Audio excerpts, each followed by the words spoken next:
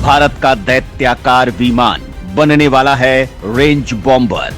भारत का C-17 globe master तब्दील होगा बॉम्बर में। अमेरिका ने इजाद एक खास तकनीक भारत के आएगी काम। अब C-17 विमान फायर करेगा ब्रह्मोस 2 हाइपरसोनिक मिसाइलें।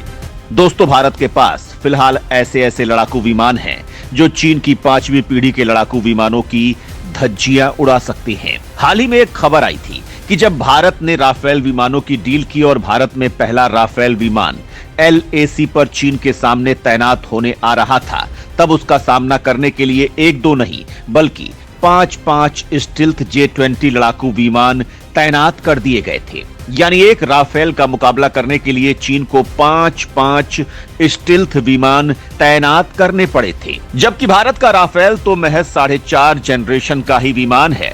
लेकिन चीन भारत के राफेल से कितना डरता है, इस बात को आप जान गए होंगे। वहीं भारत का स्वदेशी योद्धा तेजस तो पूरी दुनिया को हिलाए बैठा है।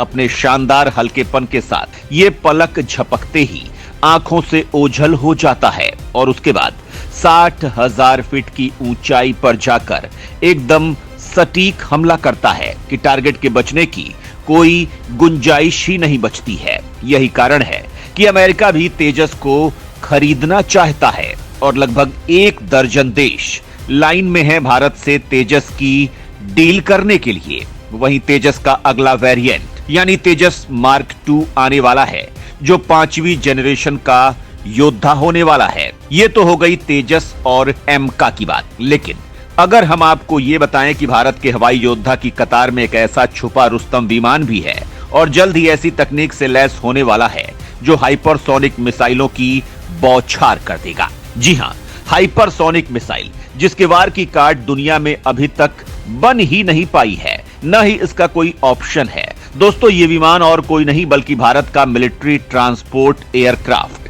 यानी C-17 ग्लोब मास्टर है, जो जल्द ही एक ऐसी तकनीक से लैस होने वाला है जिसके बाद वो सीधे हाइपरसोनिक मिसाइलों से दुश्मन पर हमला करेगा। आगे वीडियो में हम आपको बताएंगे कि किस तरह से भारत के पास कहां से आई है, आने वाली है और किस तरह से ये तकनीक इस विमान के साथ लैस हो जाएगी, जिसके बाद ये विमान हाइपरसोनिक मिसाइलों को फायर करेगा।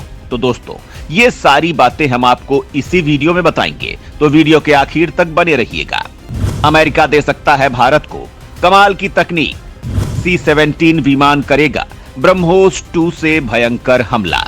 दोस्तों, C-17 ग्लोब मास्टर विमान मालवाहक विमान है। इसमें टैंक, मिसाइलें, रॉकेट्स वगैरह लेकर जा सकते हैं। लेकिन अब ये विमान एक शानदार टेक्नोलॉजी के साथ लैस होने वाला है। हाल ही में बोइंग कंपनी ने इस विमान को लेकर एक नया आइडिया पेश किया है, जिसमें उसने बताया है कि C-17 ग्लोब मास्टर एक बॉम्बर में भी बदल सकता है और हाइपरसोनिक मिसाइलें फायर कर सकता है। बोइंग ने एक वीडियो में दिखाया कि कैसे इस विमान के अंदर हाइपरसोनिक मिसाइलों का रिवॉल्वर सेट किया जा सकता है, यानी कार्गो और परिवहन के लिए इस्तेमाल किए जाने वाला विमान कैसे एक स्ट्रेटेजिक मिसाइल बॉम्बर बन सकता है।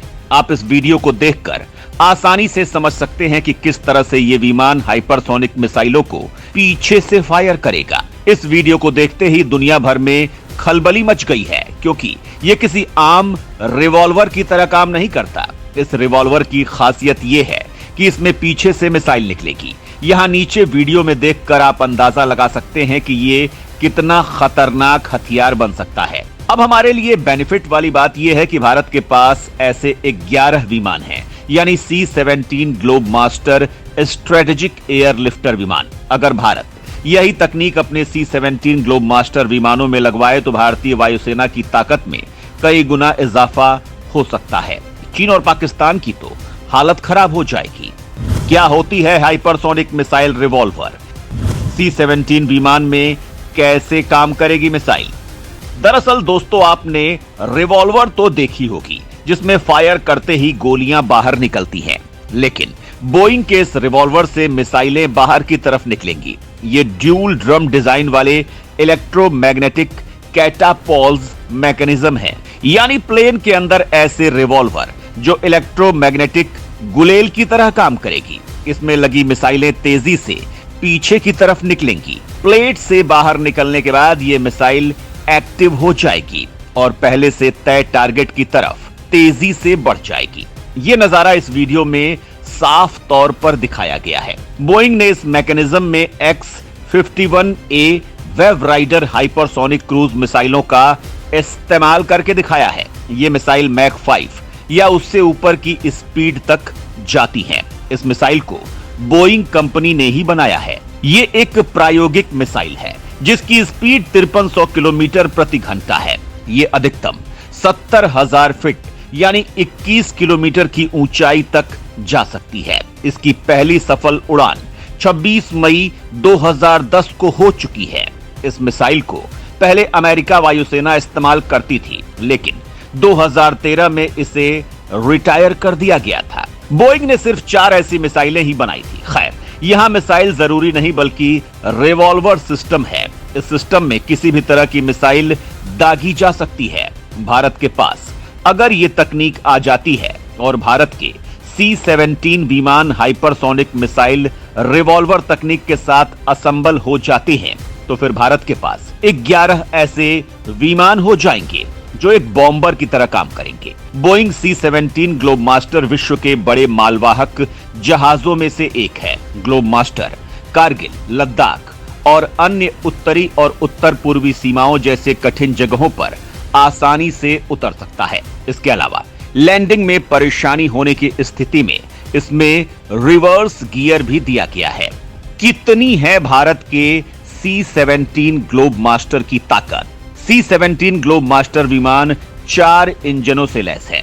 इस विमान की लंबाई 174 फीट, चौड़ाई 170 फीट, ऊंचाई 55 फीट होती है।